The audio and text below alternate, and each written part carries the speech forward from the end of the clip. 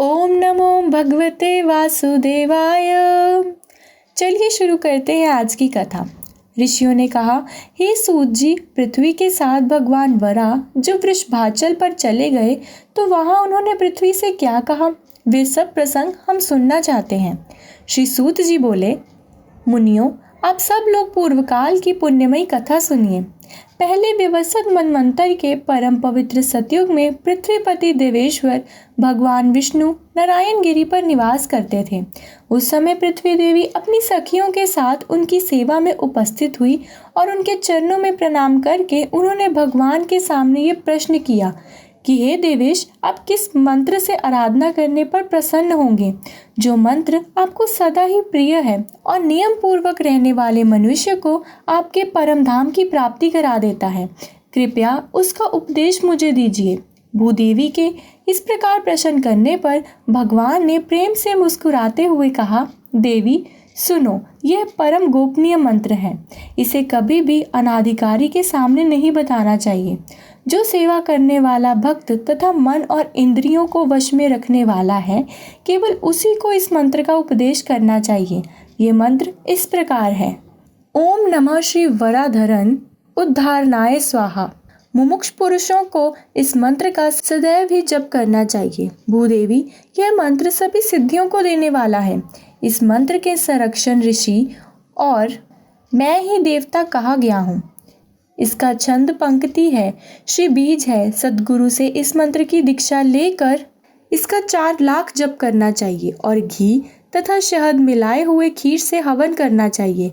अब मैं अपने स्वरूप का ध्यान बतला रहा हूँ, जो अंतःकरण को शुद्ध करने वाला है। हे समुद्र वसने, मेरे अंगों की कांति शुद्ध पठित के समान श्वेत है। खिले हुए लाल कमल दलों के समान सुंदर नेत्र हैं। वरा के समान मुख है। स्वरूप सौम्य है। 4 भुजाएं हैं। मस्तक पर गिरी शोभा पाता है। वक्षस्थल में श्रीवस्त का चिन्ह है। हाथों में चक्र, शंख, अभयदायिनी मुद्रा और कमल सुशोभित है। मेरी बाईं जांघ पर तुम बैठी हो। मैंने लाल पीले वस्त्र पहनकर लाल रंग के ही आभूषणों से अपने आप को विभूषित किया हुआ है। श्री कच्छप के पृष्ठ के मध्य भाग में शेषनाग की मूर्ति है। उसके ऊपर सहस्त्रदल कमल का आसन है और उस पर मैं विराजमान हूँ। इस प्रकार ध्यान करके जो भी मनुष्य सदा अस्तोत्र मंत्र का जप करता है, वह संपूर्ण कामनाओं को पाता है और अंत में निश्चय ही मोक्ष प्राप्त कर लेता है। यह सुनकर पृथ्वी देवी ने फिर से प्रश्न किया, हे देव, पूर्व काल में किसने इस मंत्र का अनुष्ठान किया है और उसे किस फल की प्राप्ति हुई है? तो भगवान कहने लगे, देवी, पहले कृत युग में धर्म नामक महात्मा मनु ने ब्रह्मा जी से इस मंत्र को प्राप्त किया और इसी पर्वत पर उसका जाप करके मेरा प्रत्यक्ष दर्शन पाया। फिर मुझसे अभी इस वरदान प्राप्त करके वे मेरे पद को ही प्राप्त हो गए। पूर्व काल में इंद्र दुर्वासा के श्राप से स्वर्ग भ्रष्ट हो गए थे। उस समय इसी मंत्र से ही मेरी आराधना करके उन्होंने पुनः स्वर्ग राज्य प्राप्त कर दिया। भूदेवी, अन्य मुनियों ने भी इस मंत्र का जप करके परम गति प्राप्त की है। सर्पों के स्वामी अनंत ने कश्यप जी से इस मंत्र को पाकर श्वेत द्वीप में इसका जप किया और उसी से अद्भुत शक्ति पाकर वे पृथ्वी को धारण करने में समर्थ हुए हैं। इसलिए पृथ्वी की अभिलाषा रखने वाले मनुष्य को इस लोक में सदा ही इस मंत्र का जप करना चाहिए। भगवान वरा कहते हैं, महादेवी पृथ्वी, मैं तुम्हें एक पवित्र इतिहास सुनाता हूँ। सुनो, व्यवस्वत मनवंतर के आदि सतयुग में वायु देवता का बड़ा भारी तप देखकर लक्ष्मी निवास भगवान विष्णु श्रीदेवी और भूदेवी के साथ स्वामी पुष्करिणी के तट पर आए। इसके दक्षिणी तट पर परम पवित्र आनंद नामक विमान में वे श्री लक्ष्मीकांत श्री विष्णु सदा वायु देवता का प्रेम करते हुए निवास किया करते थे। तभी से कार्तिकेय जी द्वारा निरंतर पूजित होकर भगवान ऋषिकेश इस विमान पर अदृश्य भाव से रहते हैं और आगे भी रहेंगे। पृथ्वी ने कहा, मनुष्य की दृष्टि में न आने वाले भगवान विष्णु किस प्रकार उन्हें यहाँ प्रत्यक्ष दिखाई देंगे, ये भी बताइए। भगवान वरा कहने लगे, देवी महर्षि अगस्त ने इस पर्वत पर आकर सनातन देव भगवान विष्णु का दर्शन किया और 12 वर्षों तक कठिन आराधना करके उन्हें बारंबार प्रसन्न किया। इसके बाद भगवान से याचना की प्रभु, आप सदा यहाँ निवास करें और सभी लोगों को आपका प्रत्यक्ष दर्शन होता रहे। उनके ऐसा कहने पर श्री भूदेवियों के साथ भगवान विष्णु इस प्रकार बोले कि देवर्षे, मैं तुम्हारी संतोष के लिए यहाँ समस्त देवीधारियों को प्रत्यक्ष दर्शन देता हुआ निवास करूँगा, परंतु यह विमान कभी किसी को दिखाई नहीं देगा। भगवान का यह वचन सुनकर अगस्त मुनि प्रसन्न होकर अपने आश्रम को चले गए। तब से भगवान विष्णु मुनियों के ही ध्यान में आने वाले इस विमान पर मनुष्य आदि प्राणियों की दृष्टि के विषय होकर चतुर्भुज रूप से निवास करते हैं और आगे भी करते रहेंगे। इसका तो स्वामी सिर्फ उनकी आराधना करते हैं और वायु देवता सेवा में तत्पर रहते हैं। एक समय की बात है, मित्रवर्मा की मनोरमा धर्मपत्नी के गर्भ से आकाश नामक पुत्र हुआ, जो अपने कुल का आभूषण था। शक वंश में उत्पन्न धरनी नाम वाली कन्या राजकुमार आकाश की धर्मपत्नी हुई। राजा मित्रवर्मा ने अपने उस पुत्र को राज्य का सारा भार सौंपकर खुद वेंकटाचल के पास पवित्रता तपोवन को प्रस्थान किया। राजकुमार आकाश महान चक्रवर्ती राजा हुए। वे एक पत्नीव्रता थे। केवल अपनी धर्मपत्नी धरनी के प्रति ही उनका मन अनुरक्त था। एक दिन उन्होंने यज्ञ करने के लिए आरनी नदी के किनारे भूमि का शोधन कराया। जब सोने के हल से पृथ्वी ज्योति जाने लगी, तब बीज की मुट्ठी बिखरते समय राजा ने देखा कि पृथ्वी से एक कन्या प्रकट हुई है, जो कमल की शैया पर सोई हुई है। वे बड़ी सुंदर और समस्त शुभ लक्षणों से संपन्न थी। सोने की पुतली से शोभा पा रही थी। उसे देखकर राजा के नेत्र आश्चर्य से खिल उठे। उन्होंने उसे तुरंत गोद में उठा लिया और ये मेरी ही पुत्री है, ऐसा कहकर मंत्रियों के साथ बड़े प्रसन्न हुए। ठीक उसी समय आकाशवाणी हुई कि राजन, वास्तव में यह तुम्हारी ही पुत्री है। इस सुंदर नेत्र वाली कन्या का तुम ही पालन पोषण करो। आकाशवाणी की बात सुनकर राजा के मन में और भी प्रसन्नता हो गई। फिर उन्होंने अपने नगर में बड़ी धूमधाम से प्रवेश किया और महारानी धरनी देवी को बुलाकर कहा, प्रिय, ये भगवान की देवी अपनी कन्या है, जरा इसे देखो तो, ये पृथ्वी से प्रकट हुई है। हम दोनों ही संतानहीन हैं, हमारे लिए अब यही हमारी पुत्री होगी। ऐसा कहकर आकाशराज ने रानी के हाथों में प्रेम पूर्वक वह कन्या दे दी। उस कन्या के घर में प्रवेश करने पर धरनी देवी ने भी गर्भ धारण कर लिया और समय आने पर उत्तम मुहूर्त में उन्होंने पुत्र को जन्म दिया। उस समय 5 ग्रह उच्च स्थानों में स्थित थे और सूर्यदेव मेष राशि में विराजमान थे। उस पुत्र के जन्म काल में देवताओं की दुंदुभियां बज उठी और राजा के घर में पुष्पों की वर्षा हुई। उस समय सुखदायी हवा चल रही थी। जिन लोगों ने महाराज को पुत्र जन्म का समाचार सुनाया, उन्हें अत्यंत प्रसन्न होकर उन्होंने जो कुछ भी उस समय उनके पास था सब कुछ दे डाला। केवल छत्र और चामर रख लिया। 1 करोड़ का पीला दोवे और 1 करोड़ 100 बैल दान किए। 12वें दिन का पुण्य मुहूर्त आने पर उन्होंने जात कर्म आदि क्रियाएं संपन्न की और खुद ही पुत्र का नाम वसुदाम रख दिया। पृथ्वी देवी आकाशराज का पुत्र वसुदाम बड़ा ही सुंदर था। वह बालक प्रतिदिन शुक्ल पक्ष के चंद्रमा की तरह बढ़ने लगा। वेदों के पारंकित विद्वान गुरुओं ने उस विनयशील कुमार का उपनयन संस्कार किया। पिता से ही उसने मंत्रपूर्वक अस्त्र शस्त्र की शिक्षा पाई। अंग और अपोअंग सहित धनुर्वेद के चारों पादों का अध्ययन किया। पृथ्वी देवी ने फिर पूछा, भगवान, आपने आकाशराज के पुत्र का नाम बताया, अब ये बताने की कृपा भी करें, उनकी अयोनिजा कन्या का नाम उस समय क्या रखा गया था? तब भगवान मुस्कुराकर कहने लगे, देवी, बुद्धिमान आकाशराज ने उस कन्या का नाम पद्मिनी अर्थात पद्मावती, पद्माल्य आदि रखा था। धीरे धीरे वह कन्या युवावस्था को प्राप्त हुई। एक दिन पद्मिनी शुभ और कोयलों की कदम से व्यापत अपनी सखियों के साथ घूम रही थी। उसी समय मुनिश्रेष्ठ नारद जी अचानक घूमते घूमते वहीं आ पहुंचे। उन्होंने वन की मूर्ति लक्ष्मी की तरह उस कन्या को देखकर बड़ी हैरानी से पूछा, तुम कौन हो? किसकी कन्या हो? मुझे अपना हाथ तो दिखाओ। यह सुनकर पद्मिनी ने नारद जी से कहा, हे ब्राह्मण, मैं आकाशराज की पुत्री हूँ, मेरे लक्षण बताइए। नारद जी बोले, सुंदरी सुनो, तुम्हारा मस्तक गोलाकार और सम है, इसके ऊपर चिकने और लंबे बाल शोभा पा रहे हैं। तुम्हारा मुख मंद मुस्कान से सुशोभित है और तुम्हारे अधर दिवा फल के समान लाल हैं। इस प्रकार तुम्हारा ये मुख भगवान विष्णु के ही योग्य है, ऐसा मेरी बुद्धि का निश्चय है। तुम क्षीर सागर से प्रकट हुई साक्षात लक्ष्मी जी के समान दिखाई देती हो। भगवान वरा कहते हैं। ऐसा कहकर नारद जी पद्मिनी और उसकी सखियों द्वारा सम्मानित होकर वहीं से अंतर्ध्यान हो गए।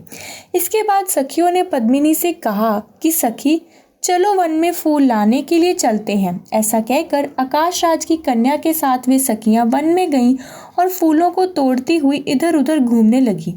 फिर वे सब सखियां एक वनस्पति के नीचे जा बैठी। उसी समय उन्होंने चंद्रमा के समान श्वेत वर्ण वाले एक ऊंचे घोड़े को देखा। उसके ऊपर श्याम वन का पुरुष सवार था, जिसकी आकृति और कांति कामदेव को भी लज्जित कर रही थी। उसके विशाल नेत्र आत्म पत्रकारों के पास पहुंचे हुए थे। उन्होंने एक हाथ में दिव्यशंख, धनुष और दूसरे में सोने का बाण धारण किया हुआ था। उसका कटी प्रदेश पीले रंग के रेशमी वस्त्रों से ढका हुआ था।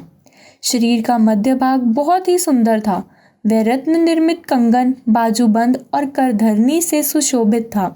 उसकी छाती चौड़ी थी, जिससे उस पुरुष की दक्षिणावर्त नाभि और भी अधिक शोभा पा रही थी। उसका बायां कंधा स्वर्णमय यजोपवी से चमक रहा था। इस प्रकार उस तरुण का सुंदर रूप मन को मोह लेने वाला था। उसे देखकर वे सब सखियां चकित हो गई। वह घुड़सवार एक भेड़िया को ढूंढता हुआ वहां फूल तोड़ने वाली स्त्रियों के सामने आया और उनसे पूछने लगा कि इधर कोई भेड़िया आया है क्या। स्त्रियों ने तुरंत उत्तर दिया कि तुम धनुष धारण करके हमारे वन में क्यों आए हो? यहाँ के सभी मृग तो अवध्य हैं, अर्थात कोई भी यहाँ के हिरणों को नहीं मार सकता। आकाश राज के द्वारा सुरक्षित इस वन से शीघ्र ही बाहर निकल जाओ। उनकी यह बात सुनते ही वह घुड़सवार घोड़े से उतर पड़ा। उसने पूछा कि तुम सब लोग कौन हो? ये कमल के समान सुंदर रंग वाली सुंदरी कन्या कौन है? उसका यह प्रश्न सुनकर एक सखी ने उत्तर दिया, शूरवीर, ये हमारी स्वामिनी है। इसका नाम पद्मिनी है और ये आकाश राज की पुत्री है और यह पृथ्वी से उत्पन्न हुई है। सुंदर शरीर वाले हे पुरुष, तुम भी अपना परिचय दो। तुम्हारा नाम क्या है और निवास स्थान कहाँ है और तुम यहाँ किस लिए आए हो? सखियों के इस प्रकार पूछने पर उस पुरुष ने मंद मुस्कान वाले मुख से इस प्रकार कहा कि मेरा नाम अनंत है। तपस्वी लोग रंग, रूप और नाम दोनों ही दृष्टियों से मुझे कृष्ण कहते हैं। मैं वो हूँ जिसके धनुष की बराबरी करने वाला कोई भी धनुष देवताओं के पास भी नहीं है। लोग मुझे विंध्याचल निवासी वीरपति कहते हैं और शिकार करने के लिए मैं इस वन में आया हूँ। इस वन की शोभा देखते हुए मेरी दृष्टि सुंदरी पर भी पड़ गई। क्या ये मुझे मिल सकती है? श्री कृष्ण की बात सुनकर सभी सखियां क्रोधित हो गई। तब कृष्ण घोड़े पर चढ़कर शीघ्र ही वे विंध्याचल पर चले गए। वहां अपने दिव्य निवास स्थान पर पहुंचकर भी घोड़े से उतर गए। कृष्ण के रूप में साक्षात श्री हरि थे। घोड़े से उतरकर उन्होंने रत्नमय मंडप में प्रवेश किया और मुक्तामय मंदिरों में जाकर फिर नूतन रत्नमय सिंहासन पर विराजमान हुए और उसी विशाल नेत्रों वाली तथा मंद मुस्कान से सुशोभित मुख वाली पद्मावती का ध्यान करने लगे। इसके बाद मध्याह्न काल में भगवान के भोग लगाने योग्य दिव्य, उत्तम और सुगंधित अन्न तैयार करके वकुल मालिका नाम की सखी भगवान को देखने के लिए बड़ी शीघ्रता पूर्वक गई और उनके चरणों में भक्तिभाव से प्रणाम करके उनके पास ही बैठ गई। उसने देखा श्रीहरि नेत्र बंद करें किसी को याद कर रहे हैं। तब वो सखी ने कहा, देव देवेश्वर उठिए पुरुषोत्तम, आपके लिए बहुत उत्तम रसोई तैयार की गई है। माधव, आप भोजन के लिए पधारिए। श्री भगवान बोले, सखी, प्राचीन काल की बात है।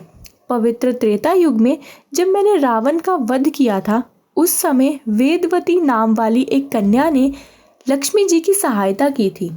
लक्ष्मी राजा जनक के यहाँ पृथ्वी से उत्पन्न होकर सीता के रूप में निवास करती थी।